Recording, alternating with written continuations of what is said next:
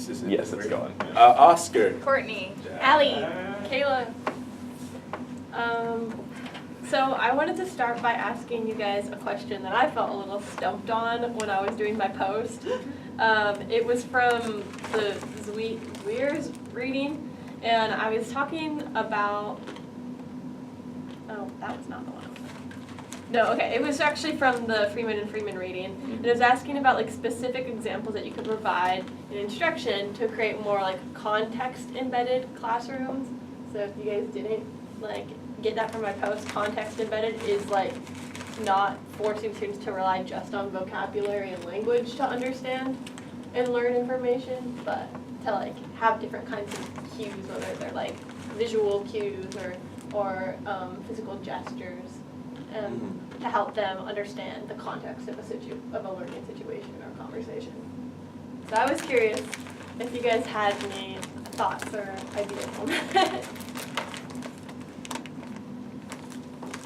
Well, when I was reading that, it really reminded me of PBLs, like problem-based learning, where in my high school it was a big thing that just boom happened, where like they embedded like for example, like in history, like there's a big historical events that happen, and everyone would take like a role, and then they would like read about it, and they would like look at a picture, and they will reenact it to solve whatever the problem. And what would you do if you were that historical figure? What would you do differently? Like most memorable thing we did was that when we were doing world history, we were talking about like the Mongols, and then they were going like on a court case with like whether they should, like they're the good people or the bad people, and there were like people were like defending them, and then like also like prosecuting them. Like it was like it was interesting. They took a whole like big twist on it. Like in math, they would come up with like I guess like realistic situation instead of like John buying 72 milk cartons. Yeah. Like they will come up with like a situation or like trying to solve that problem. And I was like, that actually like instead of going like traditional text word picture thing, and they got to the where like they kind of like deepened like the perspectives and the view of like how the students could approach the problem, and it made them more like not personal, but like since like one would be expert at this one, and then they would teach like it's like what we are doing like jigsaw, where like I will be expert in this part and you'll be expert in that part, and we'll be like working together with it. And I was like I don't know, I always had like a good view of that, so I was like context embedded, like it's not just like traditional way, but it's like you're considering a lot of other stuff, so you're kind of like broadening your like perspective. Yeah, definitely. That's really cool.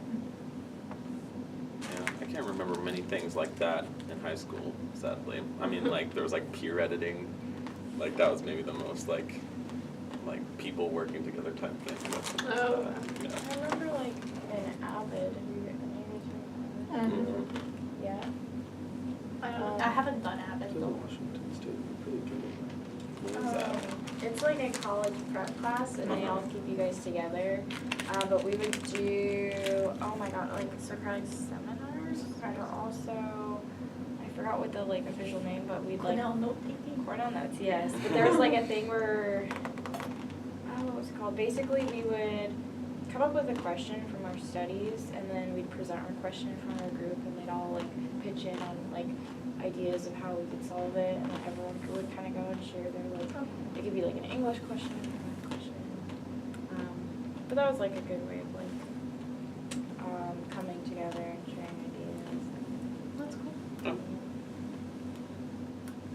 I can think of some other ones too. Like in art class, it's really weird.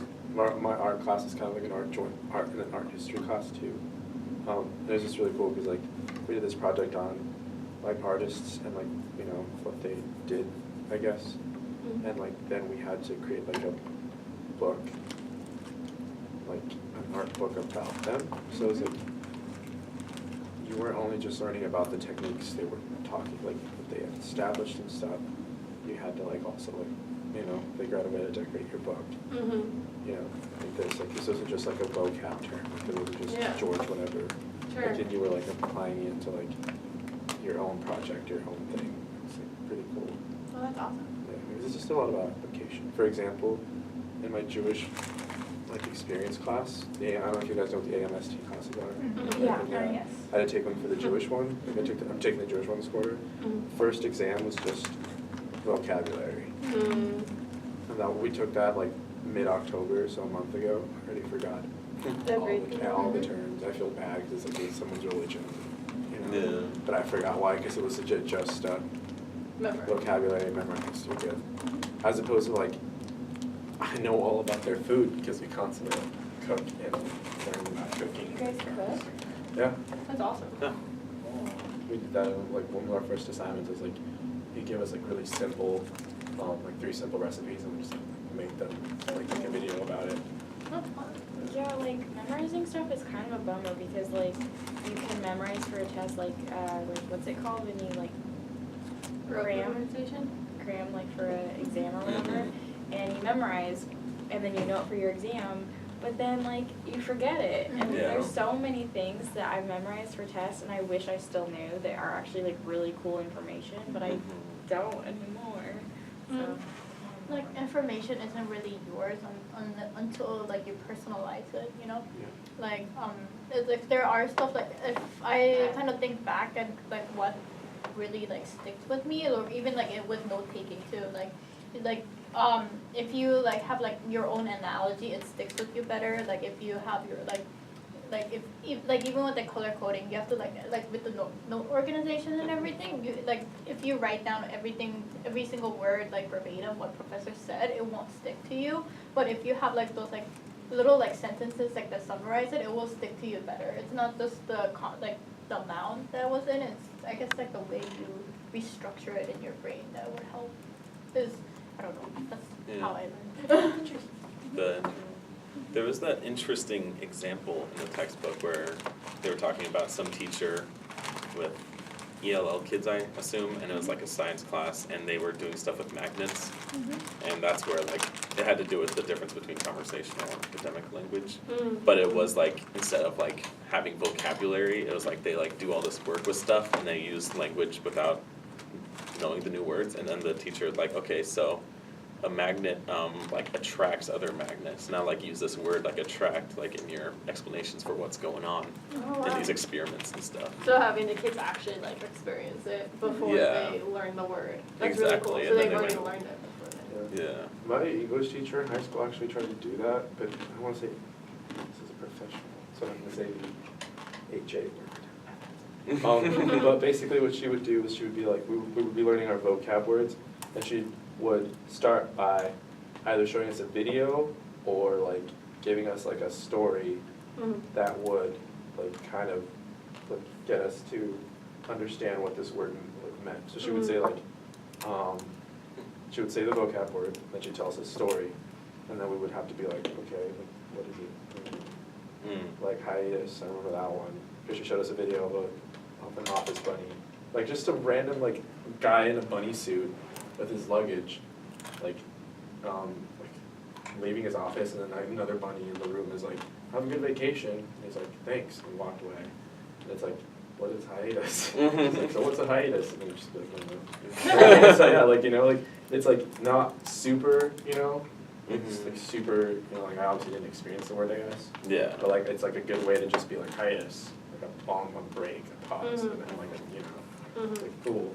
I don't know, it's a fun way to do it. Yeah, that's awesome. I was wondering if it's okay if we can switch some things. yeah, well I guess this is like a way to get to mine, I guess. But one of my things that you're kind of getting at was like, so functions of language, functions of academic language is one thing I did, and it just talked about how students acquire language and understand it.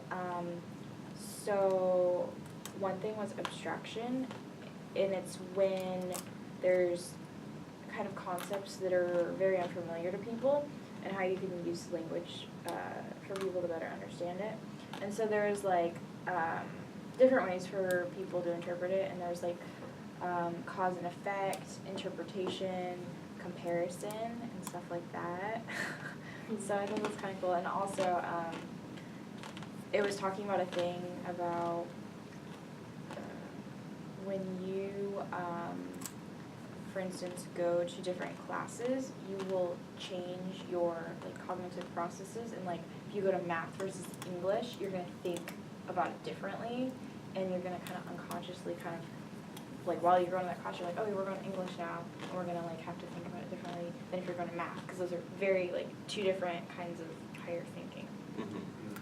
So, That has to do with a lot with the ones I think that you and I did. Are you A? Or are you A? Mm-hmm. I see. Yeah. So like talking about like the EICSs and the CALs and Yeah. whatever. So like you're talking about cognitive and all these things too. Like we have like cognitive language and we have like the basics. I don't remember what it is exactly. The brick and mortar. Yeah, exactly. The brick and mortar. Yeah. Yeah. Those are interesting. Yeah. Very interesting. Because they really fully understand that as much, but I just kind of was like. What is the brick brick and and mortar? So brick are like, I have it on my post too. yeah, I but can about that too. like brick words are like kind of discipline specific words that help build up your knowledge of subjects, and then mortar words are like general vocabulary like that you can use academically in both subjects to kind of help bridge those together so you can actually explain like specific concepts. So like, and usually your bricks build up and become specialized to your like majors or interests or whatever you continue to study. Can you give an example? Yeah. like, are mortar words like analyze or like stuff like that, where like that's a word that's used kind in all? of. Algorithm would be the Yeah. Algorithm would be like a brick word. I'm an English major, so I don't know, my words might be, a thesis or like, Hypothesis. now all of a sudden I'm not being able to think of something, but, Yeah. stanza. yeah, Stanza. yeah, simile, I don't know. Yeah. It's like really discipline specific things, but then there are like key words that you need to have that you can use in any subject. And I think those are kind of like words that you would see like in tests too. Yeah, like, So like compare and contrast yeah, is really. a word you need to use in any, you know, Analyze. subject, analyze, or, Explain. yeah, kind of words like that. Well, the reason why we brought those up too is because, at least our, like that section also asked like questions about connect school, Yeah. hers or mine. Yeah. Was closer, Kayla right there. The, so BICS words are basic interpersonal communication skills. And that was really interesting because like, those are words and things that like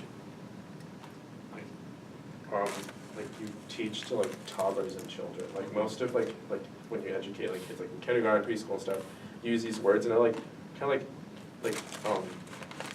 face-to-face communication words. Like they're not very complicated. Like it's not a very complicated way of speaking. And like most languages will have that. Like toddlers and all these people, that's kind of like the language that they speak, like at that basics. And then when you get to the cognitive academic language proficiency words and like way of speaking and stuff, that's like when you start teaching kids to like hypothesize and like imagine things and like problem solve and like all these kind of like abstract concepts that, you know, it's not just like, cause like actually this reminded me of this like really interesting like video I watched, and I wish I could remember what the video was, but it's been like 3 years since I watched it. If you were telling like a little toddler or like a little kid a story, and you like, let's say you draw a picture of like this like it's a really complicated thing. So there's like these two boxes, and the teacher put like drew two boxes, and in one of the boxes she put like a sandwich, and she said this is Kayla's sandwich box. The sandwich isn't here, and she's like, where's this? Well, she asked the toddler like, where's the sandwich? And she'll be like, in Kayla's box. That's where it is, right? So she then says Kayla's leaving the room. Yeah. And then she switches the sandwich. Oh. Yeah, she switches the sandwich to the other box, and she's like, okay, where is the sandwich? And then the kid would, like the toddler would be like, right here. And then she's like, okay, Kayla's back. Where is Kayla gonna look for the sandwich? I mean, obviously Kayla's gonna look for it in her box, right? Because that's where she put it. But that's kind of an abstract concept that other people have a different mind and Different perspective. different perspective. So the toddler just couldn't get it out of saying that no, she's gonna look for it where it is. Like no, like that's That's also displacement too, because like cognitively, like younger children yeah. don't have a concept of displacement yet. Yeah. But Yeah, and like that's kind of like a weird example. That's just kind of what it reminds me a lot. It's like little kids, like there's certain things, like they just can't, understand things like Mhm. that yet. Like that's kind of Yeah. someone else. That's weird because like someone else knowing something else different than you isn't really an abstract concept, but it's just hard for Yeah. people to understand. Because they're very like self-oriented. Yeah. 'Cause, like if you, I've seen this in the development theories where you would ask a toddler like, do you have a brother? And he would say yes. But does your brother have a brother? And they will say no. Because they don't consider Oh. themselves as Yeah. you have a brother, but your brother doesn't have a brother. Just like Right. thinking your parents were once kids. Mhm. Kids get really surprised. They're like, oh my Mhm. god, That's so weird. how are you a kid? You're an adult. Yeah. Yeah.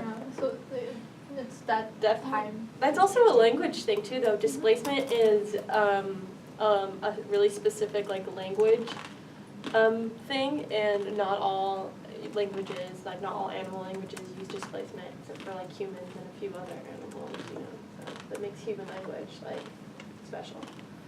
One thing I thought too about like the VIX and the CALP is that like basic interpersonal or like conversational language is something that you can have in your first or second language once you've kind of acquired it. But like academic language or like literacy even is not always something that you may have in your first or your second language. So it's something to like be aware of too. Like if a ELL student is not actually like literate in their first language, there might be even more of a challenge to make them feel confident in academic language that's not even their first language. Yeah, I kind of thought of it like learning two languages because, I mean, like, of course, it's just like, a whole nother language is like learning a subject and stuff, but like having to learn two languages at once basically is learning the conversational and academic part. Mhm. And so, I mean, I imagine they prioritize the conversational part because you need to know how to work conversation and like problem solve through that. And it seems more necessary too as a kid because you just want to interact socially. Mhm. And then this is other stuff is really hard Exactly. stuff. I get that. Because that just takes us back to like when we talked about it like 2 weeks ago. There's like the I can't remember the term anymore. I think it was I always forget this guy's name. He's the guy that we watched a video about like Crash. Crash. I always forget. We all- I think it's either him or Vygotsky. Vygotsky. And he was talking about how like there's